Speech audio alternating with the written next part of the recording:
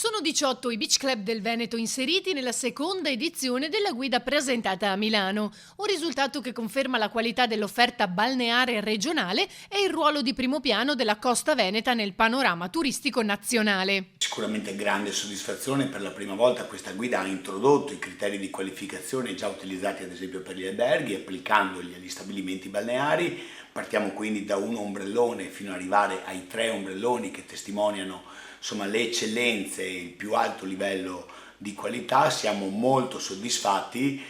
anche in considerazione del fatto che c'è stata una crescita rispetto agli stabilimenti che già erano stati menzionati nella precedente edizione, quella del 2024. Capacità di coniugare tradizione e innovazione, restando punti di riferimento della costa e della cultura italiana. Un riconoscimento importante per tutto il comparto che segna una crescita significativa rispetto anche alla precedente edizione, quando gli stabilimenti veneti selezionati erano appena 6. Questo dimostra che l'approccio maggiormente proattivo, l'approccio imprenditoriale che tutte queste strutture affiliate ad Union Mare Veneto hanno messo in campo anche nell'affrontare i percorsi di evidenza pubblica utilizzando la legge 33, che proprio in questo ultimo anno è stata utilizzata da moltissimi di questi operatori per dare una risposta concreta alle criticità della Bolgestan, si è rivelato sicuramente un approccio corretto e quindi possiamo testimoniare che è possibile coniugare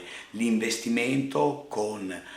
l'idea di mettere a terra un progetto che renda quella continuità aziendale che da una parte risolve le criticità della Bolgestan, ma dall'altra soprattutto mette in sicurezza i tanti posti di lavoro che caratterizzano questo comparto così importante nei numeri dell'economia del nostro territorio.